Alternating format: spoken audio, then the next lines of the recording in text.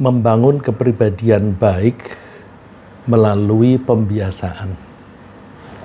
Sebagaimana kita ketahui bahwa nasib seseorang yang tentu diciptakan oleh Allah sesuai dengan sunnatullah, pada umumnya sangat erat hubungannya dengan perilaku orang itu sendiri.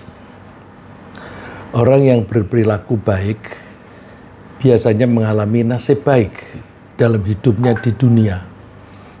Di akhirat pun dia akan memperoleh kehidupan yang baik jika dia beriman.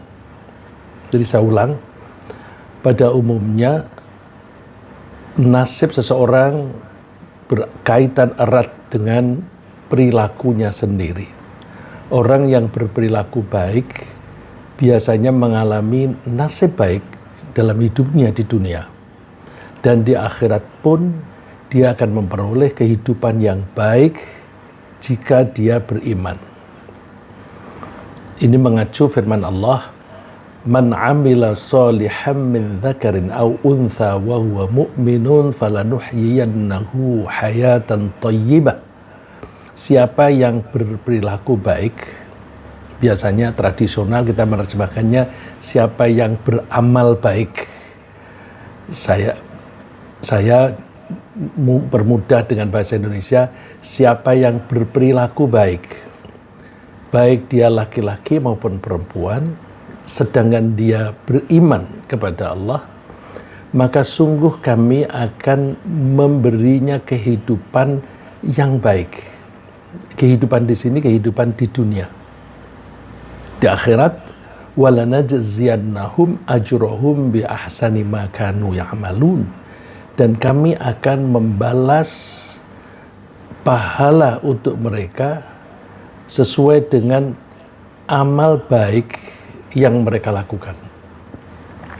Misalnya, orang yang suka memberi dan menolong orang lain, ini berarti dia peduli dengan nasib orang lain, serta dia berhati-hati di dalam bertindak. Berhati-hati ini saya terjemahkan dari takwa. Takwa itu artinya berhati-hati. Ya, kalau orang berhati-hati itu, bila ada kesempatan baik, dia ambil. Tapi kalau ada potensi celaka, dia jauhi. Itu hati-hati. Ya. Saya ulang, orang yang suka memberi dan menolong orang lain, serta berhati-hati di dalam bertindak, dalam arti bahwa dia melaksanakan apa yang dianjurkan oleh Allah dan meninggalkan apa yang Allah larang, pada umumnya memperoleh nasib baik dalam hidupnya. Dan dia akan memperoleh kemudahan dalam segala urusan. فَأَمَّا مَنْ أَعْطَى وَاتَّقَى وَصَدَّقَ بِالْحُسْنَى فَسَنُيَسِّرُهُ لِلْيُسْرَى. Adapun orang yang mau memberi, bersedekah, wattaqo, dan dia bertakwa, dan dia berhati-hati di dalam berperilaku, dan dia mau membenarkan kebaikan, artinya ada kebenaran dia setuju, dan dia pakai, dia terapkan, maka kami akan memberi dia, atau kami akan memudahkan dia untuk menempuh jalan yang mudah. Jadi Allah akan memfasilitasi dia untuk hidup dengan mudah. Di sini syaratnya tidak banyak. Mau memberi pada orang lain berarti dia peduli pada orang lain. Wattaqo, dan dia berhati-hati berarti dia tidak mau melakukan pelanggaran yang bisa mencelakakan diri. Dan dia begitu ada kesempatan untuk melakukan kebaikan yang menolong dia, yang menyelamatkan dia, dia ambil. Dan dia mau membenarkan apa-apa yang baik. Kalau ada nasihat yang baik, dia terima, dia tidak tolak. Maka insya Allah hidupnya mudah. Sebaliknya, kebalikan dari itu tadi, kalau ada orang kikir, berarti dia tidak peduli nasib orang lain, dan tidak mempercayai serta tidak mau melakukan kebaikan, maka kemungkinan besar dia akan mengalami kehidupan yang sulit, baik di dunia maupun di akhirat. Wa amma man bakhila wastaghna wa kadzdzaba bil husna fasanuyassiruhu lil usra. Adapun orang yang kikir dan tidak merasa membutuhkan orang lain, wastaghna, merasa tidak membutuhkan orang lain. Biasanya orang yang merasa tidak membutuhkan orang lain itu yang serba kecukupan. Harta cukup, dia merasa tidak perlu bantuan orang lain. Bahkan dia mempunyai jabatan yang dia tidak butuh orang lain, tapi dia menganggap orang lain yang butuh pada dia. Wa kadzdzaba bil husna, dan dia tidak mempercayai kebaikan. Kalau ada orang menegur dia, seandainya dia melakukan kesalahan, dia tidak mau menerimanya. Dia merasa dialah yang paling benar. Maka Allah akan memudahkan hidup dia kepada kesulitan, ya. Memudahkan kehidupannya terjerumus pada kesulitan. Padahal kalau Allah itu sudah memfasilitasi seseorang atau memudahkan kepada kemudahan, ya dia pasti mudah. Tidak ada orang yang bisa menghalangi. Sebaliknya, kalau Allah itu membuat hidupnya sulit, nggak ada orang yang bisa mempermudahnya. Nah, sesuai dengan fenomena yang demikian itu, jika kita ingin memperoleh nasib baik di dunia akhirat, kita perlu membangun perilaku baik. Bagaimana caranya? Cara membangun perilaku baik. Caranya membiasakan atau mengulang-ulang perbuatan baik dalam keadaan apapun dan dalam menghadapi peristiwa apapun. Ini kuncinya, ya. Kita membangun perilaku. Namanya perilaku itu kadang-kadang kita menyebutnya watak atau tabiat. Yang namanya watak, tabiat atau perilaku itu adalah perbuatan yang diulang-ulang oleh seseorang ketika dia menghadapi suatu masalah atau suatu peristiwa atau suatu stimulus. Stimulus maksud saya itu stimulus kejiwaan. Kalau dia membiasakan diri untuk merespon kejadian-kejadian itu dengan cara yang baik, maka dia akan menjadi orang yang berkarakter baik. Ya, misalnya, bila seseorang itu tersandung, ucapan yang diomongin itu apa? Kalau dia bilang inna lillah wa inna ilaihi raji'un, dia merasa bahwa aku ini milik Allah dan aku ini bakal kembali kepada Allah. Jadi pikirannya selalu berhubungan dengan Allah. Karena pikirannya selalu berhubungan dengan Allah, maka dia apapun yang terjadi ingatnya kepada Allah.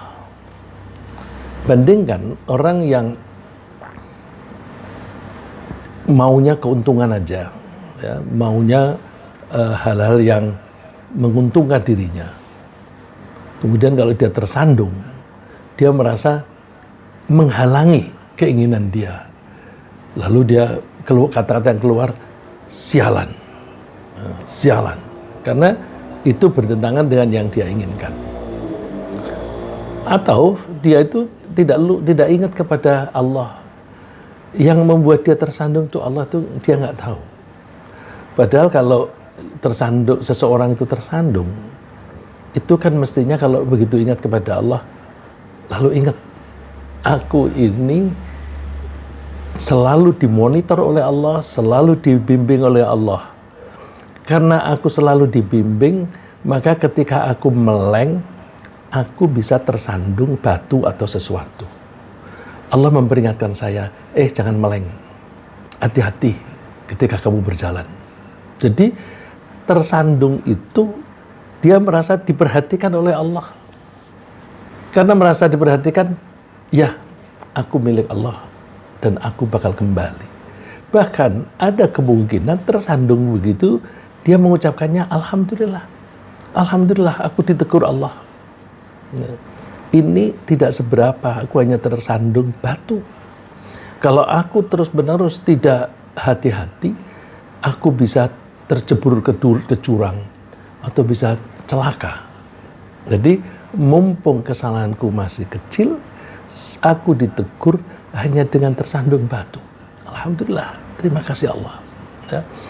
Nah, untuk membiasakan diri merespon segala kejadian dengan baik, maka caranya kita membiasakan perbuatan-perbuatan baik, mulai dari sedikit demi sedikit, mulai dari yang kecil-kecil kita biasakan. Jadi ketika tersandung kita biasakan innalillahi wa inna ilaihi raji'un. Ketika mau makan kita biasakan bismillahirrahmanirrahim. Ketika kita mendapatkan rezeki, mendapatkan nikmatan, alhamdulillah, terima kasih Allah. Jadi kita biasakan. Nanti kalau kita terbiasa dengan begitu, maka itu akan menjadi karakter kita. Sedangkan karakter itu biasanya berangkat dari pemikiran. Ya. Jadi kita punya pikiran itu menghasilkan kesimpulan kita tindak lanjuti dengan keputusan kita tindak lanjuti dengan tindakan. Kalau tindakan itu kita ulang-ulang, maka tindakan yang berulang-ulang itu menjadi karakter. Dan karakter itu akan mempengaruhi nasib seseorang. Ya. Begitu kita sudah terbiasa, maka perbuatan itu makin hari akan makin terasa ringan. Dan bahkan makin nyaman. Misalnya jika kita terbiasa membaca Al-Quran setiap pagi setelah sholat subuh berjamaah di masjid. Setiap pagi kita habis sholat jamaah di masjid subuh, kita baca Quran. Maka kegiatan itu akan terasa enak melaksanakannya kalau itu sudah menjadi kebiasaan, sudah menjadi rutin. Ketika kita sudah terbiasa misalnya membaca 5 ayat Al-Quran setiap hari, lama-lama kita merasakan ringan untuk mengerjakannya. Hanya 5 ayat. Akan lebih baik lagi jika perbuatan itu ditingkatkan lagi sedikit demi sedikit ketika sudah terasa makin ringan. Jadi makin kita ulang, makin ringan. Makin ringan, ya namanya sudah terbiasa. Ketika makin ringan, kita coba tingkatkan lagi. Karena intelektual kita itu mudah diekspansi kapasitasnya, mudah diperbesar kapasitasnya. Nah, bandingkan dengan mesin. Ya. Mesin itu kalau kapasitasnya segitu, misalnya sepeda motor kapasitasnya 100 cc, ya maka kemampuan kerjanya ya terbatas. Kalau dipaksa jebol. Nah, kalau misalnya udah dipakai 100%, bisa dia. Tapi makin sering, makin cepat jebol. Kalau kemampuan intelektual kita pakai yang aja, yang sederhana. Terus nanti yang sederhana itu menjadi ringan. Setelah ringan kita tingkatkan lagi. Ketika kita tingkatkan menjadi agak berat. Ya karena memang kapasitasnya ditambahikan, pemakaiannya ya. Pemakaiannya ditambahi, maka terasa agak berat. Biasakan dulu. Nanti kalau sudah terbiasa, itu akan terasa makin ringan. Kalau sudah merasa makin ringan, tambahi lagi. Sehingga akan terasa agak berat. Biarin. Nggak usah terlalu banyak nambahinya. Ya, sedikit sampai ada rasa agak berat, diulang terus sampai menjadi ringan. Itu artinya kapasitas kita menjadi makin meningkat dengan pengulangan. Nah, kita tinggal kepingin meningkatkan kapasitas intelektual kita atau mengurangi. Kalau kita membiarkan intelektual kita idle, ya, tidak kita gunakan dengan baik, makin hari kapasitas itu makin mengempis, makin kecil, lalu membaca 1 ayat aja berat. Tapi kalau kita biasakan, meskipun umur sudah tua, insya Allah kemampuan intelektual itu masih bisa berkembang. Ya. Terus diulang terus sampai ringan. Setelah ringan, berarti kapasitasnya naik ini. Tingkatkan sampai ada merasa agak berat sedikit, biarin. Memang ini niatku akan memperbesar kapasitas intelektualku. Nah, terus makin hari makin baik, kapasitas kita makin besar. Jadi dengan begitu dengan pengulangan atau rutinitas dalam perbuatan baik, kita bisa memperbaiki perilaku kita. Allah sangat menyukai perbuatan baik yang dilakukan secara terus-menerus. Ya, terus-menerus itu bahasa lainnya itu rutin. Tapi sayang, ada orang yang bilang, saya punya teman, aku males sholat. Kenapa? Sholat itu kan rutinitas. Aku nggak suka rutinitas. Sombong dia. Bukankah pernafasan dia itu rutin? Ya. Bukankah makan dia itu rutin? Bukankah tidur itu rutin? Kalau dia bilang aku tidak suka rutinitas, nggak usah tidur secara rutin. Ya, tidur seenakmu aja, kadang siang, kadang malam dan sebagainya. Makan jangan rutin. Nanti kan hancur dia. Jadi rutinitas itu sebenarnya bagian dari diri kita. Nah, karena itu bagian dari kita, maka Allah suka dengan rutinitas, asal rutinitas itu yang baik. Ya. Rasulullah bersabda, ahabbul a'mali ilallahi ta'ala adwamuha wa in qalla. Amal yang paling disukai oleh Allah adalah amal baik yang di sini terjemahkan konsisten. Ya. Adwam itu dari kata dawam. Dawam itu diulang lagi.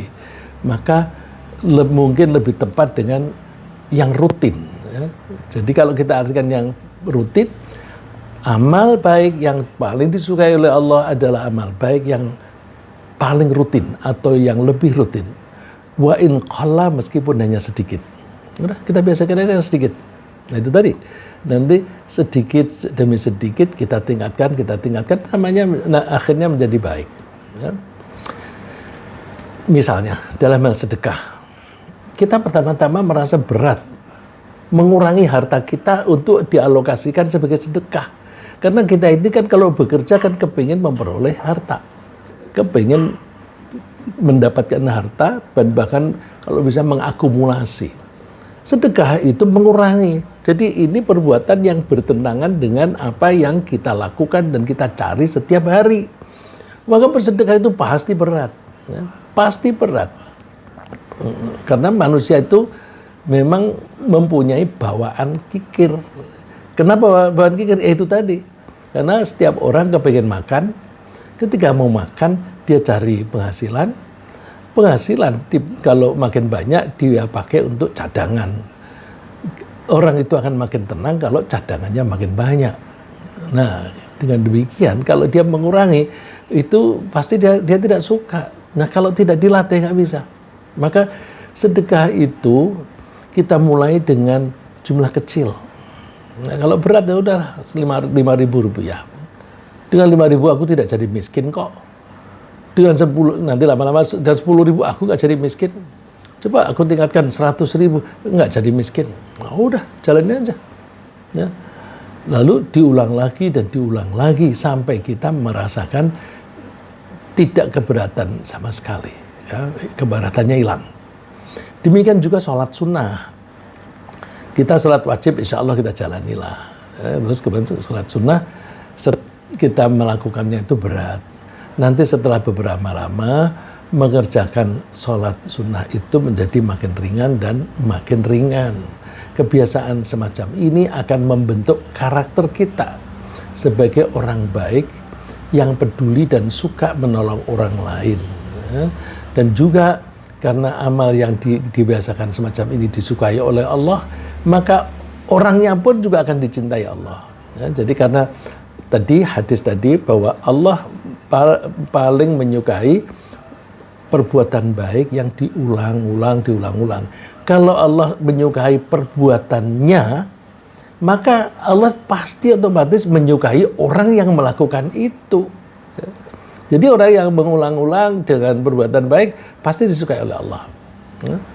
Rasulullah mengutip firman Allah, "Wala yazalu 'abdi yataqarrabu ilayya bin nawafil hatta uhibbah." Tiada henti-hentinya hambaku mencoba mendekati aku dengan melakukan perbuatan-perbuatan yang sunnah. Nah, di sini disebutkan perbuatan yang sunnah. Bisa sholat, bisa sedekah, bisa perbuatan apa saja yang sunnah-sunnah. Hatta uhibbah, sampai aku menyukai orang itu. Nah, kalau sudah bisa memperoleh kesukaan Allah, udah itu kunci. Fa idza ahbabtuhu kuntu sam'ahu alladhi yasma'u bih wa basarahu alladhi yubsiru bih wa yadahu alladhi yabtashu biha wa rijlahu alladhi yamshi biha wa la in sa'alani la u'tiyannah wa la in ista'adhani la u'idhannah. Kalau aku sudah menyukai orang itu, maka apapun yang dia lakukan itu cerminan dari apa yang aku inginkan. Jadi kalau dia misalnya mendengar, seolah-olah Allah itu menjadi sarana pendengaran dia. Karena apa? Yang dia dengarkan mesti yang baik-baik. Ketika dia melihat yang baik-baik saja yang disukai oleh Allah. Kakinya juga begitu, berjalan menuju ke tempat yang baik. Terus seandainya atau kalau dia minta aku, pasti aku akan memberinya. Ini pakai taukid. Taukid itu emphasis. Emphasisnya di sini ada dua. La itu emphasis. Sungguh kalau dia minta kepadaku, diulang lagi lanya, la u'tiyanna, tentu aku akan memberinya. Begitu pula wala in ista'adzani la u'idhanna. Kalau dia minta perlindunganku, tentu aku akan lindungi dia. Enak sudah. Kalau yang pelindungnya itu adalah yang maha kuasa. Siapa lagi yang bisa mengalahkan yang maha kuasa? Jadi kalau sudah dilindungi oleh Allah, udah. Dan kalau sudah disukai oleh Allah, Allah maha kaya. Kekayaannya tidak terbatas. Kita minta apa saja gampang. Nah, membiasakan sholat sunnah dan sedekah yang sunnah itu, sehingga secara akumulatif menjadi banyak selama kurun waktu tertentu, itu sangat menguntungkan. Karena semua amal-amalan sunnah bisa digunakan untuk menebus kekurangan-kekurangan dari amalan-amalan yang wajib. Jadi kalau orang itu rajin sholat sunnah, maka sholat sunnahnya dia itu bisa dipakai untuk menebus kekurangan yang wajib. Begitu pula sedekah yang sunnah. Kalau dia bersedekahnya banyak, maka kalau ada bolong-bolongnya atau kurang-kurangnya membayar zakat, maka sedekahnya itu bisa dipakai untuk menutupi kekurangannya zakat. Jadi sekiranya seseorang itu pernah melaksanakan sholat wajib, saya ulang, sekiranya seseorang itu pernah tidak melaksanakan sholat wajib beberapa kali, atau terlupakan membayar zakat atas kelebihan hartanya, maka sholat dan sedekah sunnahnya bisa menjadi kompensasi terhadap kekurangan tersebut. Rasulullah bersabda, inna awwala ma yuhasabu bil abdu yaumal qiyamati min amalihi salatu. Perilaku manusia yang paling pertama diperhitungkan oleh Allah adalah sholatnya. Karena apa? Sholat itu kunci. Fa in saluhat faqad aflaha wa anjah. Kalau sholatnya baik, dia beruntung dan lulus masuk surga. Tapi wa in fasadat faqad khaba wa khasir. Kalau sholatnya itu rusak, sholatnya asal-asalan, tidak memenuhi syarat rukunnya, atau malah bolong-bolong, maka rugi dan celaka dia. Nah, kalau orang itu sudah membiasakan dengan sholat yang sunnah, fa in taqasa min faridatihi syai'un, kalau ada kekurangan sholat fardunya dia, maka Allah menginstruksikan malaikat yang bertugas untuk menghisapnya. Qala Rabbu Azza wa Jalla, Tuhan yang maha perkasa dan maha mulia mengatakan kepada malaikat yang bertugas, unzuru hal li abdi min tatawwu'in, lihat apakah hambaku itu mempunyai amal yang sunnah, fayukammala biha man taqasa binal faridah, supaya yang sunnah itu bisa menyempurnakan yang kurang dari yang fardu. Thumma yakunu sa'iru amalihi ala dzalik. Itu tadi sholat. Kemudian amal-amal yang lain juga akan diperlakukan yang serupa. Nah, ini berarti sedekah pun akan diperlakukan seperti itu, bahwa yang sunnah bisa dipakai untuk kompensasi kekurangan yang wajib. Nah, dalam hal jumlah pengulangan amal baik yang sunnah, masing-masing kita mempertimbangkan batas kemampuan. Jadi seberapa banyak, tadi kan saya mengatakan membaca Quran 5 ayat. Urang aja 5 ayat. Nanti kalau sudah ringan jadi 6. Terus setelah 6 ringan, tambahin menjadi 7 dan seterusnya. Salat sunnah juga begitu. Jadi kita coba lakukan, batas kita itu seberapa sih? Kenapa begitu? Supaya kita nggak bosan. Dan supaya kita tidak terlalu letih. Sehingga kita melakukannya itu dengan senang hati. Ya, kalau sudah senang hati itu kan yang melakukannya ya senang, Allahnya juga senang. Kita hindari pengulangan yang melebihi kemampuan dan jangan sampai timbul kebosanan. Rasulullah mengatakan, khudhu minal amali ma tutiqun. Laksanakanlah amal sunnah, maksudnya amal yang sunnah yang kalian mampu. Fa innallaha la yamallu hatta tamallu. Letter luck-nya, Allah tidak bosan sampai kalian bosan. Apa itu maksudnya? Allah tidak akan bosan memberi kamu pahala selama kamu belum bosan melakukan itu. Jadi, fa innallaha la yamallu hatta tamallu. Allah tidak bosan selama kalian tidak bosan. Maka kita hindari kebosanan supaya jangan berhenti di jalan. Ya, pengulangan atau pembiasaan perbuatan yang baik yang dikaitkan dengan waktu seperti sholat 5 waktu juga bisa menimbulkan kenyamanan dan sekaligus membina kepribadian yang disiplin. Karena rutinitas itu bersesuaian dengan ritme biologis. Di dalam tubuh kita ini ada ritme biologis. Saya tadi kan bilang kita itu butuh tidur. Kalau kita tidur, biasa tidur jam 8 malam, maka begitu tiba sampai jam 8 kita ngantuk otomatis. Karena secara biologis badan kita itu ada ritmenya. Kalau kita sudah terbiasa tidur jam 12 malam, kita mau tidur jam 10, ya nggak tidur, nggak bisa tidur. Karena ritmenya tidak cocok. Nah, demikian juga kalau orang yang biasa bangun jam 2:30 atau jam 3 untuk sholat, itu nanti nggak usah dibangunin, nggak usah pakai waker, terjaga sendiri, bangun, sudah waktunya bangun, karena ritme biologis tadi. Jadi kalau kita melakukan tindakan-tindakan secara rutin, itu menjadi nyaman karena di dalam tubuh kita itu ada rutinitas yang disebut ritme biologis. Ritme biologis itu ada yang harian. Harian misalnya tidur, itu kita tidur jam tertentu, terjaga jam tertentu. Makan, itu juga begitu. Kita lapar pada jam tertentu. Yang demikian itu, yang harian itu namanya circadian, ya. Circadian, ya. Circadian. Ada ritme biologis yang sifatnya bulanan. Nah, ini biasanya ibu-ibu, para wanita, itu 28 atau 30 hari sekali itu ada menstruasi. Nah, itu artinya badan kita itu membutuhkan rutinitas. Maka kalau ada orang yang tidak mau sholat karena itu rutinitas, itu sangat menentang pada karakter atau bawaan dirinya sendiri. Emangnya kalau dia tidak rutinitas itu, dia bisa mengembangkan kreativitas?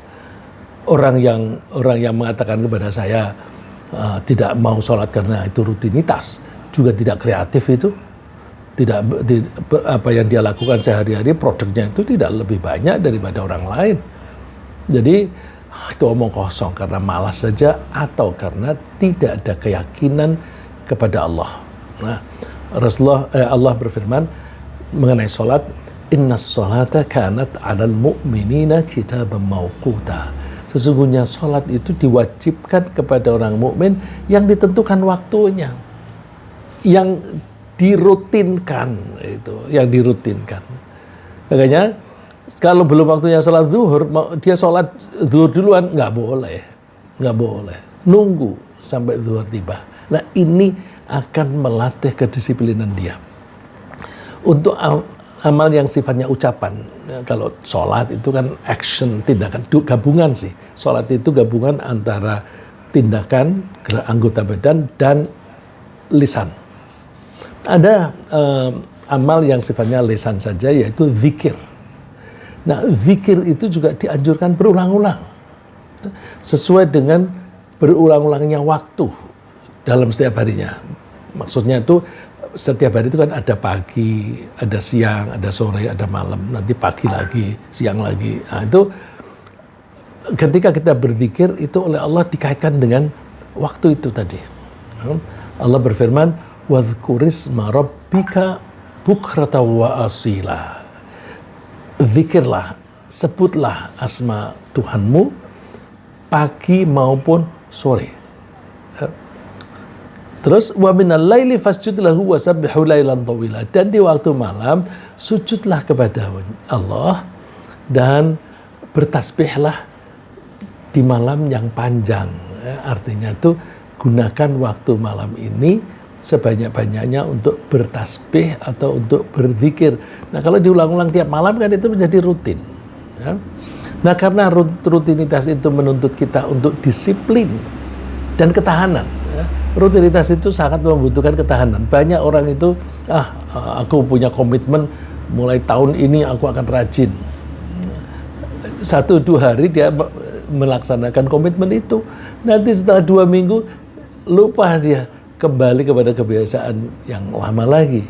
Nah, itu berarti melakukan perbuatan yang rutin itu membutuhkan toughness, membutuhkan ketangguhan, membutuhkan kesabaran, membutuhkan ketekunan, dan membutuhkan kedisiplinan. Ya, karena rutinitas itu menuntut kita untuk disiplin dan ketahanan dalam pengulangan, maka rutinitas atau yang istilahnya dawam itu bisa membantu kita membangun kesabaran dan ketangguhan. Padahal kesabaran adalah modal sangat penting dalam menghadapi segala permasalahan dalam kehidupan. Kesabaran itu modal sangat penting untuk menghadapi permasalahan dalam kehidupan. Coba, orang yang sabar kan biasanya tekun. Anak yang cerdas itu biasanya mudah bosan. Maka belum tentu anak yang kecerdasannya melebihi normal dan anak yang kecerdasannya normal-normal saja, belum tentu nanti yang lebih sukses adalah yang lebih cerdas. Karena yang lebih cerdas seringkali kurang tekun. Nah, karena kurang tekun, maka dia kurang sukses dibanding yang IQ-nya lebih rendah, tapi dia tekun. Nah, itu artinya kesabaran, ketekunan, itu sangat penting. Ya. Dan orang kalau sudah bisa memperoleh kesabaran, itu mendapatkan kenikmatan yang besar. Ya. Rasulullah menggambarkannya, wa may yatasabbaru, wa may yatasabbaru yusabbirhullah. Siapa yang berusaha sabar, maka Allah akan memberinya kesabaran. Mohon maaf, secara tata bahasa itu yatasabbar mestinya mati. Wa may yatasabbar, karena man ini syarat. Siapa yang melatih dirinya sabar, yusabbirhullah, maka Allah akan memberi dia kesabaran. Wa man utiya ahadun ata'an khairan wa awsa'a minas sabr. Siapa yang memperoleh pemberian yang lebih baik dan lebih luas dibanding dengan kesabaran. Jadi kesabaran adalah pemberian dari Allah yang paling utama, paling dibutuhkan. Orang yang sabar itu kan hatinya tenang. Kalau tenang itu ketika menghadapi problem, dia tidak buru-buru bertindak. Dia tenang dulu, melihat situasi, melihat pokok permasalahan, terus dia memikirkan bagaimana cara solusinya. Begitu dia bertindak tepat. Bandingkan dengan orang yang tidak sabaran. Begitu ada masalah, langsung dia bertindak tindakannya itu belum tentu sesuai dengan tuntutan penyelesaian masalah itu. Maka kesabaran itu penting sekali. Ya. Dari segi pahala, rutinitas juga bisa memberi keuntungan. Gimana keuntungannya rutinitas? Itu tadi kan ada rutinitas sunnah itu bisa dipakai untuk nomboi, ya, mengkompensasi kekurangan yang wajib. Ini ada yang lain lagi. Jika seseorang sudah terbiasa secara rutin melaksanakan sholat duha setiap hari, ya, jadi setiap hari dia sholat duha terus. Lalu suatu saat dia itu sakit. Karena dia sakit, dia tidak sanggup sholat duha. Dia meskipun tidak sholat duha saat itu, dia akan tetap mendapatkan pahalanya sholat duha. Karena apa? Yang mengendaki sakit siapa? Kan Allah. Dia maunya sholat, tapi Allah mengendaki dia sakit. Ya udahlah, nggak apa-apa. Kamu tetap dapat pahala. Misalnya ketika dalam bepergian, karena dia biasa sholat duha, karena bepergian dia tidak bisa melaksanakan sholat duha. Dia mengutamakan hanya yang wajib saja. Yang wajib pun disingkat-singkat. Sholat duhur 4 rakaat dia singkat menjadi 2 rakaat. Duha 14.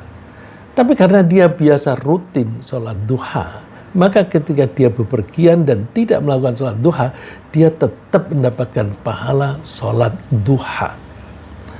Demikian juga seseorang yang karena ketuaan, sehingga dia tidak sanggup lagi melaksanakan kegiatan ibadah yang dulu secara rutin dilakukan.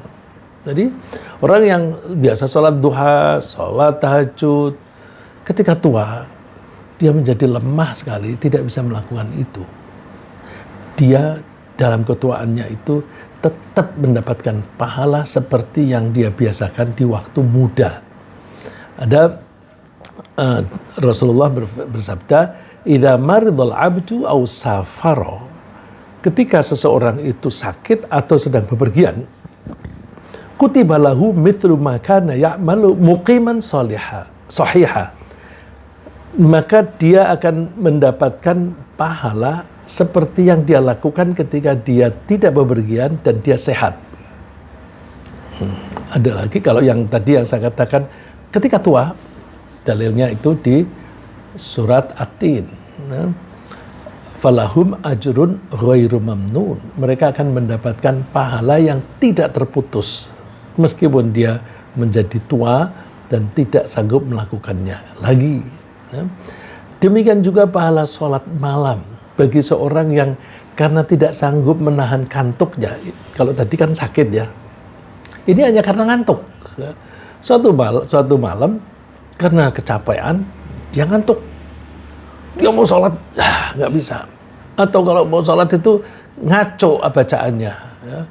Saya ini kalau ngantuk baca Quran itu aduh kacau.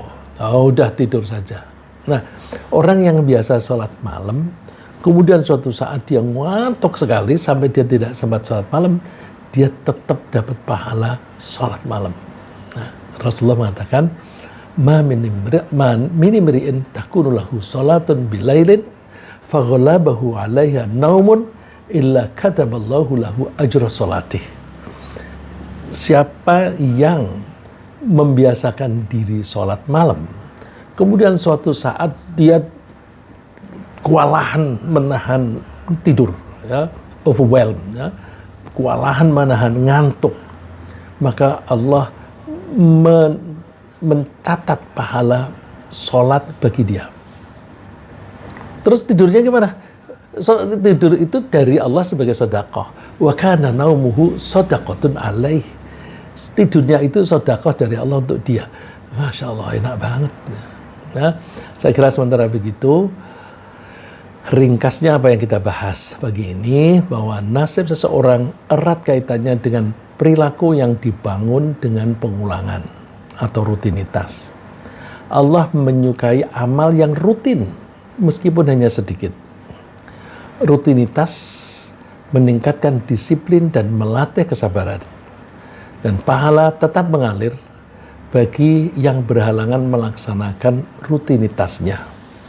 Demikian, semoga Allah memberi kita keringanan melaksanakan pengulangan dalam kebaikan. Amin.